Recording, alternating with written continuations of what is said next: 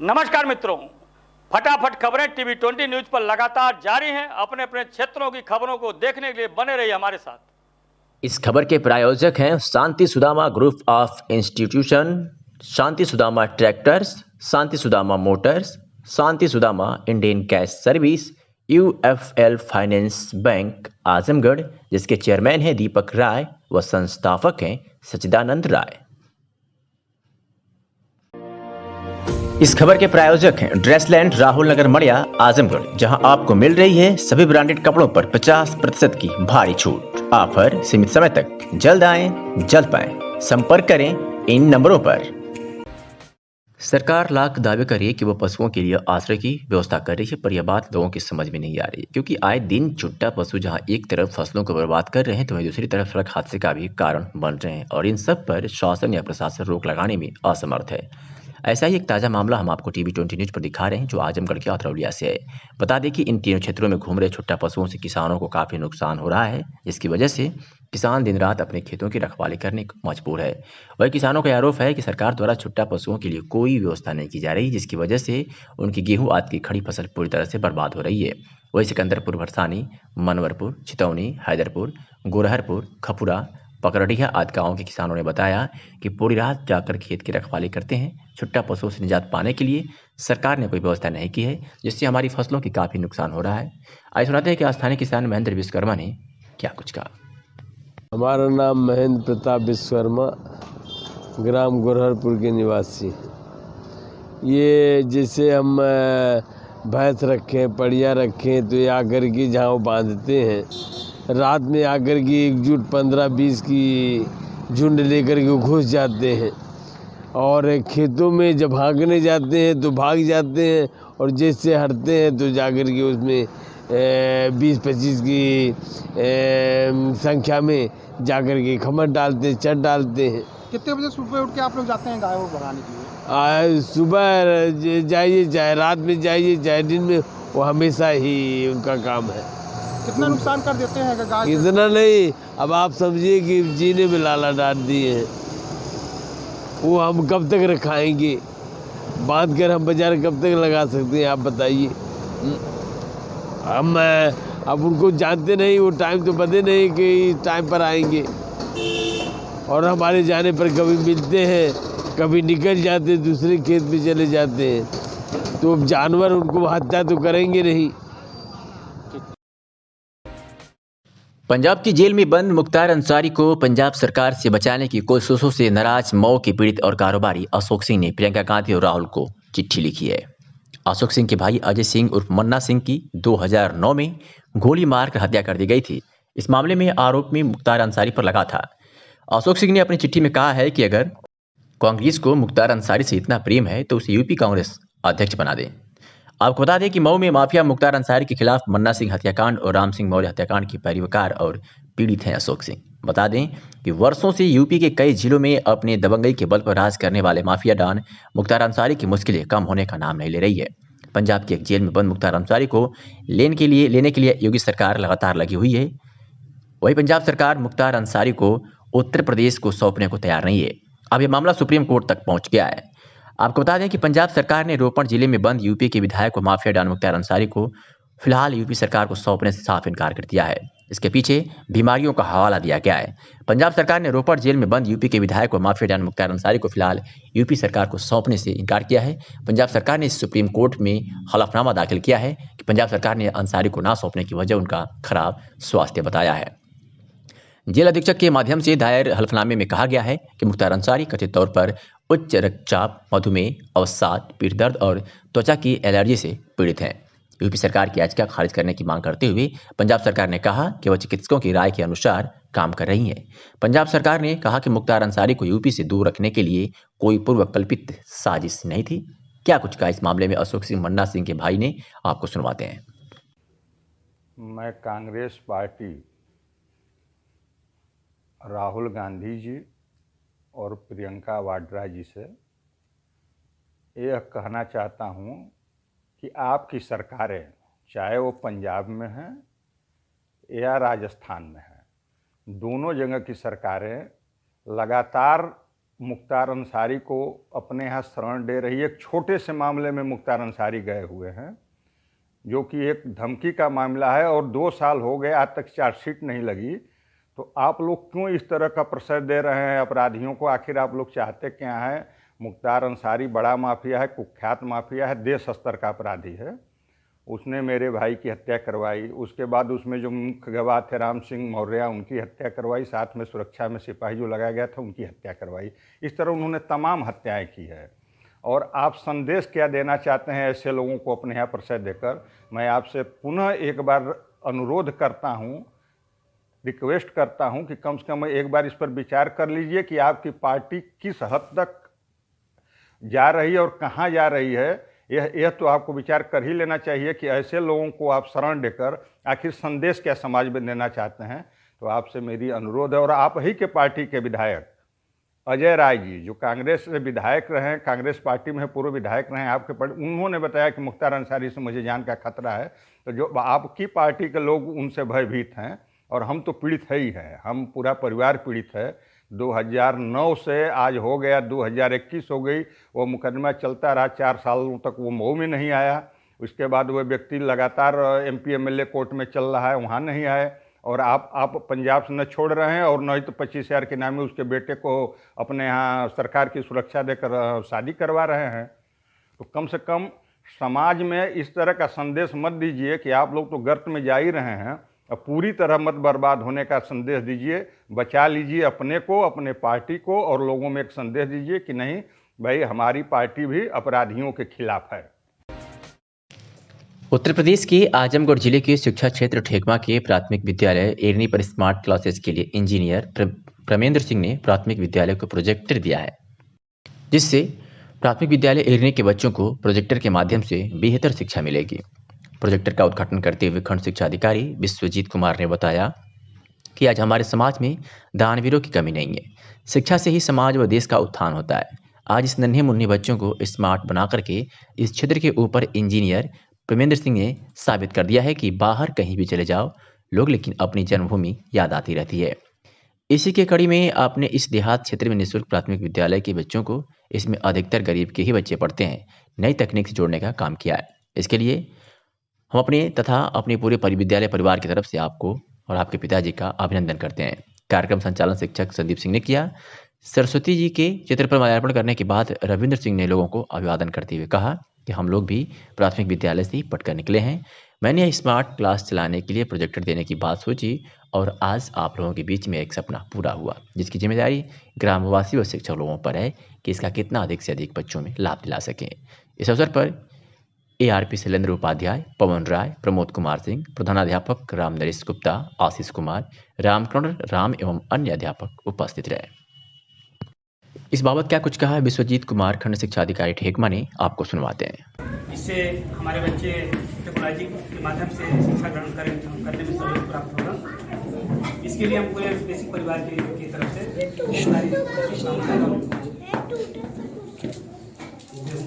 शुभकामनाएं देते हैं। इन्होंने हमारे बच्चों के लिए कराया और इसके साथ साथ मैं अपेक्षा करता हूँ कि इसी तरह हमारे ग्राम समाज के ग्रामवासी जागरूक हों और हमारे बच्चों के लिए कुछ न कुछ डेस्क बेंच स्मार्ट क्लास के लिए कुछ न कुछ देते रहें, जिससे हमारा भौतिक प्रवेश और अच्छा हो सके और हमारे बच्चे जो आज टाट पट्टी पर बैठते हैं कल डेस्क बेंच पर भी बैठना। खबर आजमगढ़ से है, जहां जिले के महाराजगंज थाना क्षेत्र के तीरथ राम ने अपने गांव के ही दबंगों पर मारपीट का आरोप लगाते हुए पुलिस अधीक्षक से कार्रवाई की मांग की है। पुलिस अधीक्षक कार्यालय पहुंचे तीरथ ने कहा कि मुकदमा दर्ज होने के बाद भी महाराजगंज पुलिस अब तक कोई कार्रवाई नहीं कर रही है, इसलिए दबंगों का मनोबल बढ़ा हुआ है और वो रोजाना हमें धमकी दे रहे हैं। तीरथ राम ने पुलिस अधीक्षक से दबंगों के ऊपर कार्रवाई करने का आदेश निर्गत करने का निवेदन किया है। क्या कुछ कहा तीरथ राम ने, आपको सुनवाते हैं। मामला सर आए हैं इसलिए कि ग्राम भटनी थाना महाराजगंज 26 तारीख के हम क्रिकेट देख के आ रहे थे सर। वो मौके पे सुजनाथ सिंह और आकाश सिंह, विकास सिंह तीनों मिलकर हमको मारने लगे। अब मारने के बाद 26 तारीख को मैं गया थाने पर कोई सुनवाई नहीं। पहली तारीख रपट हुई, फिर भी कोई सुनवाई सर नहीं। मैं इसीलिए मैं परेशान हूँ। वो सब मार रहे हैं, हम सबको गाँव भर घूम घूम कर धमकी दे रहे हैं, मन बढ़ हैं सब। क्या चाहते हैं आप? हम चाहते हैं सर उनको मुलजिम हाजिर अपना पकड़ लें। ये सब ये एप्लीकेशन किसको दिए हैं? यहाँ पर सर एप्लीकेशन अभी कोई जमा नहीं है, नहीं जमा हो रहा है। जौनपुर के जलालपुर थाना क्षेत्र के त्रिलोचन बाजार के पास में ट्रक और पिकअप में भयंकर भिड़ंत हो गई। हादसे में पिकअप में सवार 18 लोगों में से 6 लोगों की मौत हो गई, जबकि 5 लोग घायल हैं, जिनका इलाज अस्पताल में चल रहा है। सभी सरायख्वाजा थाना क्षेत्र के रहने वाले थे और वाराणसी के मणिकर्णिका घाट से दाह संस्कार कर लौट रहे थे। बता दें कि सरायख्वाजा थाना क्षेत्र के जलालपुर गांव निवासी 112 वर्ष के बुजुर्ग धनदेई देवी की मौत हो गई थी। उनका कोई पुत्र नहीं था। उनका दाह संस्कार करके उनके दामाद लक्ष्मी शंकर यादव अपने गांव के 17 लोगों के साथ वाराणसी मणिकर्णिका घाट गए थे। दाह संस्कार कर सभी पिकअप वाहन में सवार होकर घर को लौट रहे थे। जैसे ही इनका पिकअप वाराणसी जौनपुर सीमा में घुसा, उसी दौरान वाराणसी की तरफ जा रहा ट्रक ने टक्कर मार दी। वही घटनास्थल पर 6 की मौत हो गई। घटना की सूचना मिलते ही स्थानीय पुलिस मौके पर पहुंची और बचाव कार्य में जुट गई। घटना के बाद ट्रक चालक मौके से फरार हो गया। दर्दनाक हादसे की सूचना मिलते ही डीएम एसपी भी जिला अस्पताल पहुंच गए और पूरी घटना की जानकारी ली। डीएम मनीष कुमार वर्मा ने बताया कि पुलिस पूरे मामले की जांच में जुटी है और जिला प्रशासन द्वारा मृतकों के परिजनों के लिए जो भी संभव मुआवजा होगा उसे दिया जाएगा। क्या कुछ कहा जिला अधिकारी ने, आपको सुनवाते हैं। जनपद जौनपुर में बनारस से अंतिम संस्कार करके लौट रहे थे। गांव जलालपुर गांव के लोग थे, पिकअप गाड़ी से लौट रहे थे और रात में लगभग 3 बजे के आसपास ट्रक से भिड़ंत हो गई। मौके पर ही 5 लोगों की डेथ हो गई और एक व्यक्ति की हॉस्पिटल ले जाते समय डेथ हो गई है। बाकी लोग जो हैं उनका ट्रीटमेंट हम लोग कर रहे हैं, बाकी सभी तो ठीक हैं। एक व्यक्ति थोड़ा सा क्रिटिकल है, उसको हम लोगों ने बनारस रेफ़र कर दिया है। परिवारजनों से मुलाकात हो गई है। बहुत ही दुखद ये क्षण है, 6 लोगों की एक साथ मृत्यु हो जाना। इसमें जो भी उचित कार्रवाई है, मदद है, वो हम लोग कर रहे हैं। बाकी जो ट्रक है और गाड़ी है जिससे एक्सीडेंट हुआ था, उस सबको कब्जे में ले लिया गया है। ड्राइवर अभी नहीं मिल पाया है, उसकी भी तलाश हम लोग कर रहे हैं। कैसे हुई घटना, इसका पूरा हम लोग डिटेल निकाल रहे हैं।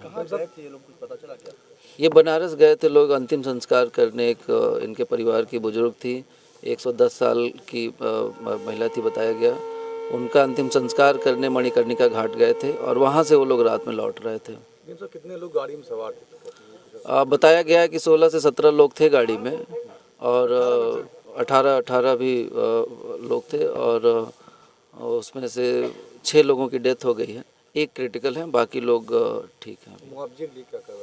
जो भी उचित कार्रवाई है सब हम लोग, इसीलिए मैं भी मौके पर आया हूँ। मैं परिवार के लोगों से भी मिला हूँ।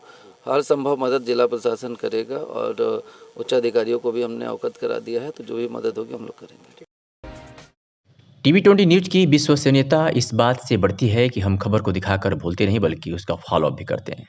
फरवरी माह की 6 तारीख को सामुदायिक स्वास्थ्य केंद्र परशुरामपुर पर चिकित्सा अधीक्षक सहित 3 डॉक्टरों की मनमानी की खबर जैसे ही हमने दिखाई कि चिकित्सा अधीक्षक सहित 3 डॉक्टर सामुदायिक स्वास्थ्य केंद्र पर समय से पहुंचने लगे, जिससे क्षेत्रवासियों ने थोड़ी राहत की सांस ली और टीवी 20 न्यूज का आभार प्रकट किया। परंतु स्वास्थ्य केंद्र की बदहाली इस कदर हुई है कि स्वास्थ्य केंद्र पर पर्याप्त मात्रा में दवाइयां और वैक्सीन नहीं है। इसका पता तब चला जब सामुदायिक स्वास्थ्य केंद्र पर एंटी रेबीज वैक्सीन लगवाने एक ग्रामीण पहुंचा। ग्रामीण ने बताया कि वह एंटी रेबीज वैक्सीन के लिए स्वास्थ्य केंद्र पर आया है, परंतु डॉक्टर ने कहा है कि वैक्सीन केंद्र पर मौजूद नहीं है, जिले पर चले जाओ। इस पर जब चिकित्सा अधीक्षक परशुरामपुर से पूछा गया तो उन्होंने कहा कि केंद्र पर एंटी रेबीज वैक्सीन नहीं है, जिसके लिए स्वास्थ्य केंद्र द्वारा कई बार कहा गया है। इसके साथ साथ स्वास्थ्य केंद्र द्वारा हर महीने इंडेड जिले को भेजा जाता है, परंतु वहाँ से दवाइयाँ नहीं आती है, तो हम क्या करें। क्या कुछ कहा नीलेश कुमार चिकित्सा अधीक्षक और वहाँ के स्थानीय ग्रामीण ने, आपको सुनवाते हैं। इंजेक्शन अवेलेबल नहीं है। दरअसल 5 वायल मिला था इस महीने में, पिछले महीने में जो 3-4 दिन लगा, इसके बाद खत्म हो गया। तब से अभी तक मिला नहीं। इंडेंट कर रखा है मैंने, लेकिन फिर भी नहीं, अवेलेबल ही नहीं है। अच्छा, आप सूचित कर दिए हैं जिले पे? लेकिन जिले पे अवेलेबल ही नहीं है। अच्छा, तो हमें मिला नहीं। समस्या मतलब हमेशा सुनने में आ रही है। तो अब जिले से पता कीजिए। हम तो कह रहे हैं जिले पर नहीं है ना, जिले से हमें नहीं मिल रहा है। हम तो सप्ताह में एक बार भेज दें, लेकिन मिले तो सही। आपकी तरफ से सर भेजा गया है सूचना कि यहाँ पे जो है इंजेक्शन नहीं है और इसको जो है उपलब्ध कराया जाए। दवाइयों के लिए एक समस्याएं डिमांड करी जाती है, हर महीने करी जाती है। जी जी। उसमें होता है कि जो जो दवाइयाँ हमारे पास नहीं रहती हम डिमांड करते हैं, जब नहीं मिलता है तो हम क्या करेंगे उसके लिए। तो डॉक्टर साहब बता रहे हैं यहाँ पे अभी फिलहाल नहीं है, जिला पे मिलेगी आपको। कितने दिन पहले कुत्ता काटा आप? अभी 2-3 दिन हुआ है। आप ही काटा है कि आपके परिवार में? घर पे हैं। अच्छा। काटा है वो घर पे। आजमगढ़ में 19 यूपी बटालियन के तत्वाधान में 6 फरवरी से चल रहे सी सर्टिफिकेट कोर्स के कैंप CATC 322 में आज वेनेट फाइटिंग और फायरिंग प्रशिक्षण का महत्वपूर्ण दौर संपन्न हुआ। वेनेट फाइटिंग और फायरिंग में जनपद के विभिन्न कॉलेजों से 500 से अधिक कैंडिडेट्स ने सैन्य अभ्यास की। इन तकनीकों के साथ बैक क्राफ्ट और फील्ड क्राफ्ट का भी पूरा परिश्रम के साथ पॉलिटेक्निक ग्राउंड में अभ्यास किया गया। कैंप कमांडेंट कमान अधिकारी कर्नल TV स्वामी ने कहा कि कोविड प्रोटोकॉल के कारण कैंप केवल दिवसीय है। बच्चों को सुरक्षा के साथ विभिन्न सैन्य तकनीकों का प्रशिक्षण दिया जा रहा है। सूबेदार मेजर शीतला प्रसाद तिवारी ने बताया कि NCC के माध्यम से युवाओं को सेना का कठिन प्रशिक्षण देने का प्रयास किया जा रहा है। एक बड़ा आयोजन है जिसमें छात्र व छात्राएं जीवन के कठिन संघर्ष में स्वयं को तैयार करते हैं। कैंप में detail ANO captain doctor Indrajeet ने कहा कि इस प्रशिक्षण द्वारा भारतीय सेना के लिए युवा ऑफिसर तैयार करना NCC का प्रमुख उद्देश्य है। कैंप में जनपद के विभिन्न कॉलेजों से 500 से ऊपर कैंडिडेट शामिल हुए हैं। प्रशिक्षण सत्र में DAV के ANO doctor Pankaj Singh, Shiva PG college के प्राचार्य doctor Madan Mohan Pandey, Pranshu Singh, PI, staff और सिविल स्टाफ और कैंडिडेट्स मौजूद रहे। इस बाबत क्या कुछ कहा शीतला प्रसाद तिवारी सूबेदार मेजर ने, आपको सुनवाते हैं। मैं सूबेदार major 99 UP battalion NCC Azamgarh. हमारा CATC 322 का कैंप चल रहा है जिसमें तकरीबन 300 बच्चे भाग ले रहे हैं। और इस कैंप के दौरान जो 5 दिन का कैंप है, मैंने मैक्सिमम कोशिश की है कि बच्चों को अलग अलग तरीके की ट्रेनिंग दी जा सके। जो भी संभव हो उनकी क्लासेज, उनके रिविजन्स, उनके बैनेट फाइटिंग जैसा कि आप देख रहे हैं, उनके फायरिंग कॉम्पिटिशन्स, आपस में शूटिंग कॉम्पिटिशन चला रहे हैं ताकि ये बच्चों को मोटिवेट करने का और आगे भविष्य में ले जाने का एक बहुत अच्छा माध्यम है। NCC हमको बहुत कुछ सिखाती है और बच्चों जैसा महसूस हो रहा है कितना खुश हैं और भाग ले रहे हैं, बढ़ चढ़ के हिस्सा ले रहे हैं इसमें। और इसके दौरान हम जितना भी हो सका खेल कूद का आयोजन और क्लासेज, बैनेट फाइटिंग और जो भी है तमाम एक्टिविटीज जितना कुछ हो सकता है इस 5 दिन के दौरान मैक्सिमम इनको प्रशिक्षित करने का हम और हमारी टीम, हमारे CO साहब इनके हेड हैं, उनके अंडर में हम सभी लोग बहुत ही अच्छे तरीके से इनको प्रशिक्षण देने का कार्यक्रम कर रहे हैं। धन्यवाद। आजमगढ़ जिले के बिदरियागंज ब्लॉक में सोनू क्लब द्वारा आयोजित नसीरपुर कप क्रिकेट टूर्नामेंट के फाइनल में मेजबान नसीरपुर ने ढकवा को 12 रनों से हराकर कप पर कब्जा किया। विजेता और उपविजेता टीमों को पुरस्कार सपा विधायक नफीस अहमद ने दिया और खिलाड़ियों को उज्जवल भविष्य की कामना की। सोनू क्लब द्वारा आयोजित नसीरपुर क्रिकेट प्रतियोगिता इस वर्ष 1 फरवरी से शुरू हुई थी, जिसमें जिले की विभिन्न टीमों ने भाग लिया था। करीब 1 सप्ताह तक चले मुकाबले के बाद आज मेजबान नसीरपुर और ढकवा ने फाइनल मैच में जगह बनाए। सोमवार को दोनों टीमों के बीच फाइनल मैच खेला गया। इस दौरान समाजवादी पार्टी के गोपालपुर विधायक नफीस अहमद, बिलरियागंज ब्लॉक प्रमुख के प्रत्याशी दिनेश यादव, हरिराम यादव और बाबा विश्वनाथ इंटर कॉलेज के प्रबंधक रमेश यादव सहित सैकड़ों की संख्या में लोग उपस्थित रहे। मेजबान नसीरपुर ने फाइनल मैच में 86 रन बनाए और ढकवा के सामने 87 रनों का लक्ष्य रखा, लेकिन इस रोमांचक मुकाबले में नसीरपुर ने ढकवा की पूरी टीम को 75 रनों पर ऑल आउट कर 12 रनों से जीत दर्ज कर नसीरपुर कप पर कब्जा कर लिया। मैच के बाद विजेता टीम को विधायक नफीस अहमद ने 70,000 रुपये का चेक और नसीरपुर कप प्रदान किया, तो वहीं उप विजेता ढकवा को 50,000 का चेक और उप विजेता का कप प्रदान किया गया। इस दौरान गोपालपुर के विधायक नफीस अहमद ने नसीरपुर कप के विजेता और उप विजेता टीम के साथ आयोजकों को भी धन्यवाद दिया और उन्होंने कहा कि युवाओं को पढ़ाई के साथ खेल पर भी ध्यान देना चाहिए। खेल से आपसी भाईचारा और सामाजिक प्रतिष्ठा भी मिलती है। उन्होंने युवाओं से कहा कि खेल के साथ पढ़ाई पर भी ध्यान दें क्योंकि आने वाला समय काफ़ी कठिन है। क्या कुछ कहा विधायक नफीस अहमद और यादव प्रत्याशी ब्लॉक प्रमुख बिलरियागंज ने, आपको सुनवाते हैं। पहले तो मैं नसीरपुर के नौजवान साथी जो इस मैच को ऑर्गेनाइज़ किए उनको दिल से मुबारकबाद देता हूं और पूरी कमेटी के जितने भी मेंबर नौजवान हैं सबको उन्होंने बहुत ही खूबसूरत मैच कराया और जो फाइनल मैच हुआ नसीरपुर और ढकवा के बीच में बेहतरीन मैच हुआ। दोनों टीमों ने अपनी हुनर का मुजाहरा किया, बहुत अच्छा खेले और बहुत अच्छी तरीके से मैच हुआ। और हमने एक चीज़ देखी कि यहाँ पर हर तरीके से लोगों ने, कई रोज़ से ये मैच चल रहा है, सबने, पूरे क्षेत्र ही नहीं बल्कि पूरे आजमगढ़ के लोगों ने इस मैच में आकर जो है लुत्फ़ उठाया मैच का, और बहुत ही खूबसूरत मैच हुआ। क्या कहना है बच्चों को, क्या कहना चाहेंगे जो? बस मैं यही कहूँगा कि ज़िंदगी में खेलना भी ज़रूरी है, लेकिन उसके साथ साथ जो आगे किस तरीके से हमें बढ़ना है, किस तरीके से हमको अपनी ज़िंदगी को लेके जाना है, उसके लिए पहले तो मैं अपने सारे नौजवान साथियों से कहूँगा कि वो पढ़ाई शिक्षा की तरफ अपना ध्यान दें। और आने वाला वक्त बहुत ही कठिन होने जा रहा है। जो हालात पैदा हो रहे हैं हिंदुस्तान के अंदर, इस हालात में हमारे नौजवान साथियों को बहुत ही मजबूती से खड़े होने की ज़रूरत है, अपने आप को आगे बढ़ाने के लिए, अपने हक और अपने हुकूक की लड़ाई लड़ने।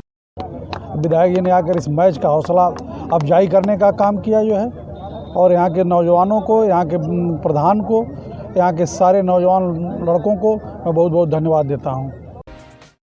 जैनपुर कोतवाली क्षेत्र के सराय सागर मालटारी निवासी बरखुराम पुत्र सुमर, जिनकी उम्र 50 वर्ष है, की हाईटेंशन तार की चपेट में आने से आज मौत हो गई। जैनपुर पुलिस ने शव को पोस्टमार्टम के लिए जिला अस्पताल भेज दिया है।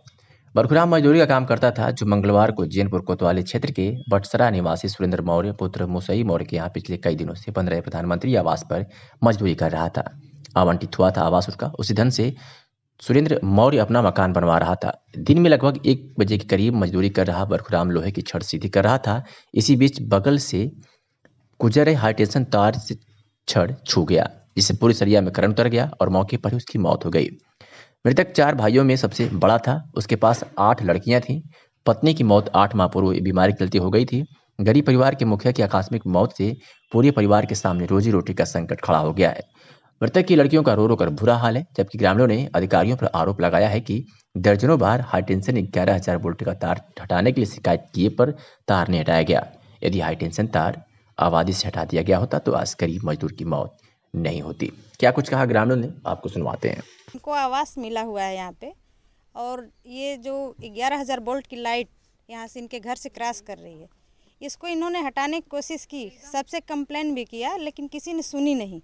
बहुत कोशिश किया, लोग पैसे मांगते हैं, मजदूर आदमी गरीब आदमी है, कहाँ से पैसे लाएंगे, जिसकी वजह से ये लोग हटाए नहीं। और हटाने का नतीजा आज ये हुआ कि यहाँ मजदूर काम कर रहे थे, नीचे सरिया पड़ी हुई थी, अनजाने में उन्होंने उठा दिया, वो टच कर गया और लाइट लगने की वजह से उनकी मौत हो गई। कैसे मौत? घर में यहीं पर घर पर आवास मिला हुआ है। अच्छा, ये काम करवा रहे थे हम लोग, हमें क्या पता है कि कोई ऊपर सरिया उठा देगा। भाई यहाँ बगल में आप देखिए, ये तार पड़ा हुआ है। इन लोगों ने कई बार अधिकारियों से कंप्लेन की, मगर हाँ यह कि हमारे की कोई सुनवाई नहीं हुई। उत्तर प्रदेश के आजमगढ़ जिले के बुढ़नपुर सरिया स्थित पौहारी बाबा का स्थान सैकड़ों साल पुराना है, जहां लोगों की आस्था जुड़ी हुई है और यहां दूर दूर से श्रद्धालु आते हैं। जीर्ण शीर्ण हो चुके इस पोखरे का जीर्णोद्धार रामावत व रामसूरत जायसवाल के द्वारा कराया जा रहा है। आपको बता दें कि धार्मिक आस्था के केंद्र सरिया स्थित पौहारी जी के प्रसिद्ध 300 वर्ष पूर्व निर्मित इस विशाल पोखरे जो जीर्ण शीर्ण हो चुका था, उसकी सीढ़ियों और घाटों का जन सहयोग से जीर्णोद्धार कराया जाएगा। इस क्रम में पोखरे का पानी अलग गड्ढे में निकाला गया है। भीषण सर्दी में भी सिरवा ग्राम के निषाद जनों के ने श्रमदान कर पोखरे के मछलियों और कछुओं को अलग अलग गड्ढों में संरक्षित कराया। घाटों और सीढ़ियों के पुनर्निर्माण के लिए धनराशि दान करने की पहल पर मंदिर विकास समिति के व्यवस्थापक ठाकुर प्रसाद सिंह ने क्षेत्रीय श्रद्धालुओं से जन सहयोग की अपील की। सक्रिय कार्यकर्ता जितेंद्र जायसवाल ने बताया कि पोखरे को आर्किटेक्ट की सहायता से आधुनिक बनाया जाएगा। इस पहल को लेकर श्रद्धालुओं में विशेष उत्साह है। क्षतिग्रस्त सीढ़ियों के कुछ हिस्से की ईंटों पर विक्रमी संभवत 2004 अंकित है, जो 1947 ईस्वी को इंगित करता है। आज़ादी के 73 वर्ष पूर्व निर्मित इन सीढ़ियों की मरम्मत या पोखरे के सौंदर्यीकरण पर शासन प्रशासन का ध्यान नहीं किया। क्या कुछ कहा महंत गिरजादास ने, आपको सुनवाते हैं। यहाँ हर सोमवार को मेला लगता है पौहारी जी वाला, और एक दिफे को मेला लग जाता है वैसे ही। यहाँ तो यहाँ जो मन्नत यहाँ मानता है वो पूरा हो जाती है।